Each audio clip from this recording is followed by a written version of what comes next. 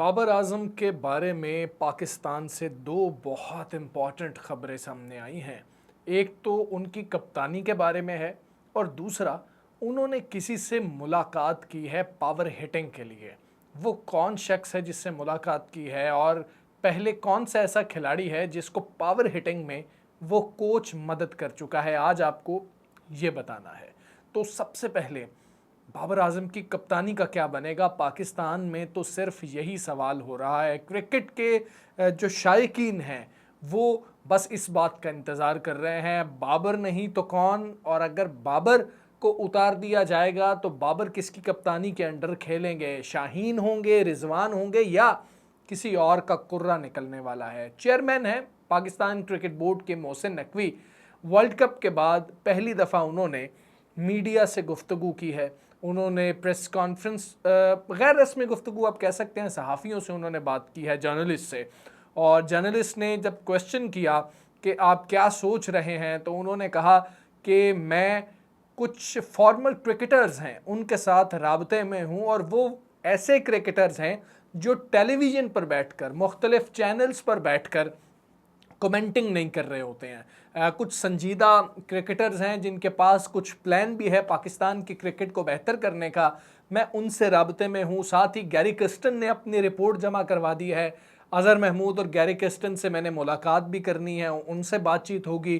फिर बाबर की कप्तानी के बारे में सवाल हुआ कि आप बाबर को उतार रहे हैं, जिस पर उन्होंने कहा कि मैं कोई भी फैसला जज्बाती होकर नहीं करूँगा, लेकिन कुछ गलतियां हुई हैं, मेरे नोटिस में भी हैं, मुझे भी लगा कि ये कुछ गलतियां बाबर ने एज अ कैप्टन की हैं, लेकिन ये फैसला भी उन्हीं फॉर्मर क्रिकेटर्स को करना है जिनसे मैं राबते में हूं। तो फॉर्मर क्रिकेटर्स जितने भी हैं उनकी जब हम राय सुनते हैं तो वो तो यही कहते हैं कि बाबर कैप्टनसी के लिए फिट नहीं हैं। तो शायद अगर उन फॉर्मर क्रिकेटर्स ने फैसला करना है तो फिर तो यही डिसीजन होगा कि बाबर कैप्टन नहीं होंगे। लेकिन जितनी भी बातें हो रही थी ग्रुपिंग की, जितनी बाबर के हवाले से बात हो रही थी कि प्लान्स एग्जीक्यूट नहीं हो रहे हैं, तो इस पर गैरी किस्टन की रिपोर्ट और अज़हर महमूद की जो रिपोर्ट है ये बहुत ज़्यादा इम्पॉर्टेंट हो जाएगी। और गैरी किस्टन ने अगर ये कह दिया कि जी बाबर की गलती है, तो फिर तो बाबर ये समझें कि वो कप्तान रह ही नहीं सकते हैं किसी भी फॉर्मेट के। लेकिन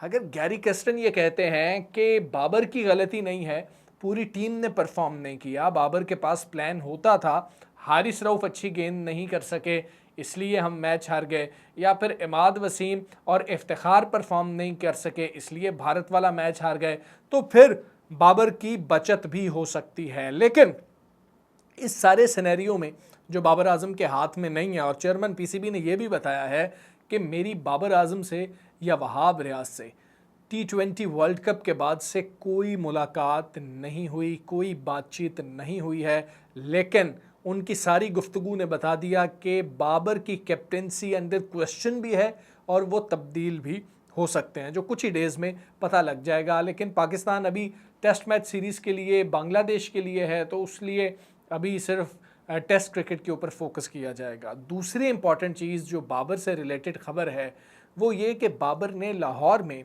एक क्लब में शैनन यंग से मुलाकात की है, जो कि ऑस्ट्रेलियन कोच हैं और ये पावर हिटिंग के हवाले से बहुत फेमस हैं, मशहूर हैं। मुख्तलिफ बैटर्स जाते हैं इनके पास और जाकर पावर हिटिंग किस तरह से करनी है, मेरी रेंज क्या है, ये रेंज बेहतर कैसे हो सकती है, अगर मैं उतनी पावर हिटिंग नहीं कर पा रहा तो फिर मुझे क्या रिवर्स स्वीप्स खेलने चाहिए, क्या करना चाहिए, इनके पास जाकर टिप्स लेते हैं। तो ये लाहौर में थे और लाहौर में एक क्रिकेट क्लब में बाबर की और शैनन यंग की मुलाकात हुई है। ये शैनन यंग के अगर हम आपको रिसेंटली कुछ बता दें कि जिन प्लेयर्स के साथ उन्होंने काम किया पावर हिटिंग के लिए, वो ग्लेन मैक्सवेल थे ऑस्ट्रेलिया के, उनके साथ यंग ने काम किया और ग्लेन मैक्सवेल की पावर हिटिंग तो सब जानते हैं। दूसरे लबुशेन ने भी इनसे मुलाकात की थी और इनके भी कोच रहे हैं शैनन यंग पावर हिटिंग के हवाले से। लेकिन आप नेचुरली भी एक आपका गेम होता है, मैक्सवेल का नेचुरल गेम ही पावर हिटिंग है, उसके बाद कुछ टेक्निक होगी। तो अब क्या बाबर ने फैसला किया है कि भाई बहुत हो गई है, बहुत क्रिटिसिज्म होता है, शायद मेरी टीम में जगह ही नहीं रहेगी T20 के अंदर, तो अब मुझे पावर हिटिंग पर भी काम करना चाहिए।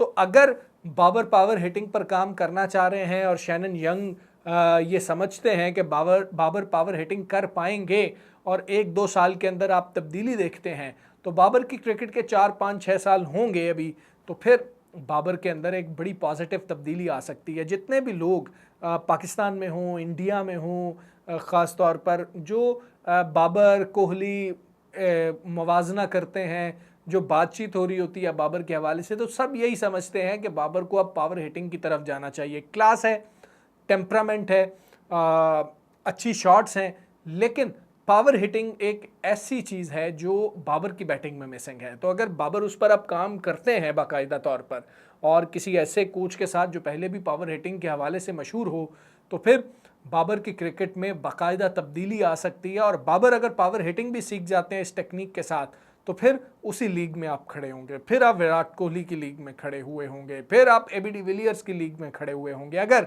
आप अपने अंदर ये स्किल डेवलप कर लेते हैं तो।